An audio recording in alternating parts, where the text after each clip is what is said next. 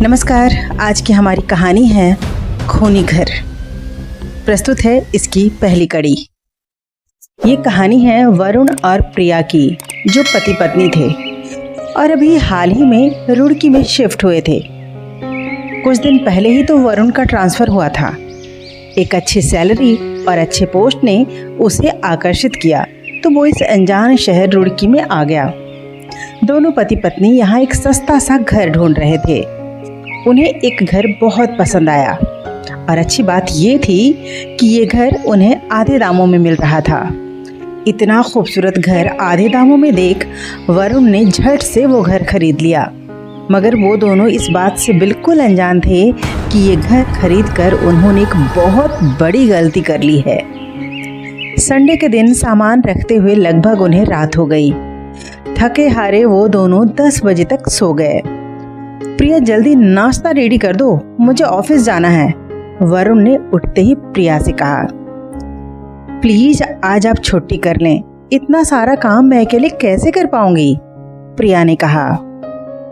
यार मैं पहले ही छुट्टियां कर चुका हूँ, अब और करूँगा तो बॉस से डांट पड़ेगी। वरुण की ये बात सुन प्रिया खामोश हो गई। नाश्ता करके वरुण ऑफिस के लिए निकल गया। प्रिया जो बिखरे सामान को देख परेशान थी। प्रिया किचन के काम से जैसे ही फ्री हुई कि मेन गेट की डोरबेल बजी। शहर नया था और प्रिया का इस घर में आज पहला दिन था, जबकि वरुण को गए हुए एक आधा घंटा हो गया था। प्रिया ने घड़ी में देखा तो 9 बज रहे थे। इस वक्त कौन हो सकता है, वो सोचने लगी। तभी फिर से डोरबेल बजी। फिर कुछ देर बाद कोई जोर जोर से दरवाज़ा नॉक करने लगा। घर में कोई है? एक औरत की आवाज़ उसके कानों में आई। कौन है? कौन है? प्रिया ने गेट के बिल्कुल पास जाकर कहा। मैं हूँ, ज़रा गेट तो खोलें, उस औरत ने कहा। प्रिया ने हल्का से गेट खोलकर बाहर नज़र दौड़ाई। लगभग 45 साल की उसे एक औरत दिखी। नमस्ते बीवी जी, औरत ने मुस्कुरा कर कहा।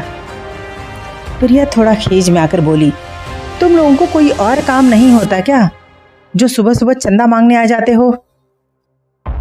नहीं बीवी जी, आप गलत समझी, मैं कोई चंदा मांगने वाली नहीं हूँ। मेरा नाम मीनू है। पहले मैं इस घर में काम करती थी। मुझे पता चला कि यहाँ कोई रहने आया है तो मैंने सोचा पूछ लूँ कि अगर आपको घर के काम के लिए किसी की ज़रूरत है, उस औरत ने प्रिया से कहा। प्रिया को औरत की बात सुनकर बहुत शर्मिंदगी हुई।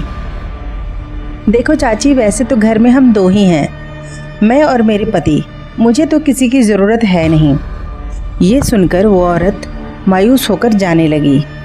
हाँ, मगर हम कल ही शिफ्ट हुए हैं, मेरा सारा सामान बिखरा पड़ा है, तो मुझे अभी 1 हफ्ते के लिए तो किसी की ज़रूरत है। प्रिया की इस बात पर वो औरत खुश हो गई और ठहर गई। आप जो भी कहेंगी वो मैं करूँगी। ठीक है, तो एक काम करना, तुम 10 बजे तक आ जाना, साथ ही अपना आधार कार्ड भी ले आना।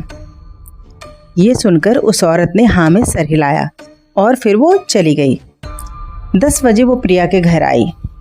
प्रिया ने उसे घर के अंदर बुलाने से पहले उसका आधार कार्ड देखा। आधार कार्ड का फ़ोटो अपने मोबाइल में लिया और फिर उसे घर के अंदर बुलाया। मीनू ने बहुत मन लगाकर काम किया और उस अकेली ने घर का सारा सामान सेट कर दिया। प्रिया बहुत खुश हुई। जब वरुण आया तो घर साफ और सामान सेट देखकर चौंक गया। प्रिया ने वरुण को मीनू चाची के बारे में बताया। क्या कहा तुमने? एक अनजान औरत को काम पर रख लिया? वरुण चौंक गया। अरे अनजान कहाँ, पहले वो यहीं तो काम करती थी। उसने बताया कि वो यहीं आगे भी कहीं काम करती है। और ये देखो, मैंने उसका आधार कार्ड भी तो ले लिया है। प्रिया की बात पर वरुण खामोश हो गया। प्रिया ने ये भी बताया कि वो उनसे पैसे भी बहुत कम ले रही है। अच्छा ठीक है ना, वैसे मानना तो पड़ेगा, काफ़ी मेहनती औरत है, क्योंकि जितना काम तुम 1 महीने में करती उतना काम तो उसने आज 1 दिन में ही कर दिया।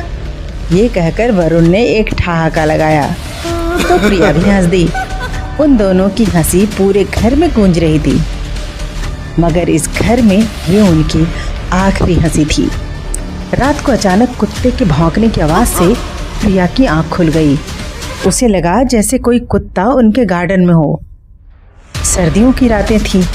कुत्ते के भौंकने ने तो प्रिया की नींद ही उड़ा दी। वरुण, वरुण! प्रिया ने वरुण को उठाया, मगर गहरी नींद के कारण उसकी आंख न खुली। प्रिया शॉल ओढ़कर बाहर आई, मगर उसने देखा कि गार्डन में कोई भी कुत्ता नहीं है, ना ही कुत्ते के भौंकने की आवाज़ है। कुछ देर बाद वो वापस अपने रूम में आ गई, मगर जैसे ही वो लेटी उसे बिस्तर पर कुछ गीला सा महसूस हुआ, जो उसके हाथ में भी आ लगा। जैसे ही उसने बराबर में देखा तो उसकी तो चीख ही निकल गई। पास में एक भयानक शक्ल के कुत्ते का कटा हुआ सर था। उसकी चीख सुनते ही वरुण की आंख खुल गई। क्या हुआ प्रिया, तुम चीखी क्यों? वरुण ने पूछा। ये देखो क्या है। प्रिया ने अपनी उंगली से जैसे ही बिस्तर की तरफ इशारा किया तो वहां कुछ भी नहीं था। कहाँ? यहाँ तो कुछ भी नहीं है। बिस्तर पर अब ना तो कुत्ते की कटी गर्दन थी और ना ही कोई खून। लगता है तुमने कोई बुरा सपना देखा था, वरुण ने बोला। अगले दिन मीनू के आने के बाद प्रिया ने गार्डन और स्टोर रूम की सफाई कराई। गार्डन की सफाई के बाद प्रिया स्टोर रूम मीनू के साथ गई। जब मीनू सफाई कर रही थी तो प्रिया की नज़र वहां पर रखी एक फोटो पर पड़ी। बीबी जी, ये वही लोग हैं जो यहाँ पहले रहते थे, बड़े भले लोग थे, मीनू ने हंसकर कहा। फोटो में एक फैमिली थी जिसमें एक औरत, एक आदमी, उनके 2 बच्चे और उनके पास बैठा एक कुत्ता। प्रिया ने जैसे ही उस कुत्ते पर नजर डाली तो उसके होश उड़ गए। कल रात ख्वाब में दिखा कुत्ता बिल्कुल ऐसा ही था। प्रिया ये देख बहुत डर गई। क्या हुआ बीबी जी, आप कहाँ खो गईं? मीनू की आवाज़ से प्रिया का ध्यान टूटा। कुछ नहीं, ये कहकर प्रिया वहाँ से वापस घर के हॉल में आ गई। उसके पीछे पीछे मीनू भी चली आई। चाची, तुमने यहाँ से कब काम छोड़ा था? प्रिया ने पूछा। बीबी जी, यही कोई 2 साल हो गए होंगे। उन लोगों के जाने के बाद मुझे यहीं पास की एक पीली कोठी में काम मिल गया, मीनू ने कहा। उसके बाद मीनू अपना काम निपटाकर चली गई। आधी रात को एक बार फिर प्रिया की आंख खुली। बचाओ, कोई मुझे बचाओ। एक बच्चे की आवाज उसके कानों में पड़ी। उस आवाज में बहुत दर्द था। प्रिया के कदम अपने आप रूम से बाहर निकले और वो उस आवाज के पीछे चल दी। अचानक प्रिया की नजर छत के किनारे पर खड़ी एक 10-12 साल की लड़की पर पड़ी। वो रो रही थी और बार बार मुझे बचाओ, मुझे बचाओ चिल्ला रही थी। प्रिया इससे पहले कि उस बच्ची के पास जाने का सोचती कि प्रिया की आंखों के सामने वो लड़की छत से कूद गई। खून में नहाई उस बच्ची की लाश प्रिया के सामने थी। ये देख प्रिया की चीख निकल गई। उसकी चीख इतनी भयानक थी कि इस बार भी वरुण की आंख खुल गई। उसने प्रिया को पानी पिलाया। ये दूसरा ख्वाब था जिसने प्रिया के होश उड़ा दिए। आखिर क्या था इन ख्वाबों का रहस्य? क्या प्रिया और वरुण इस घर को खरीदकर किसी बड़ी मुसीबत में फंस गए थे? जानने के लिए देखिए खूनी घर का अगला एपिसोड। नमस्कार।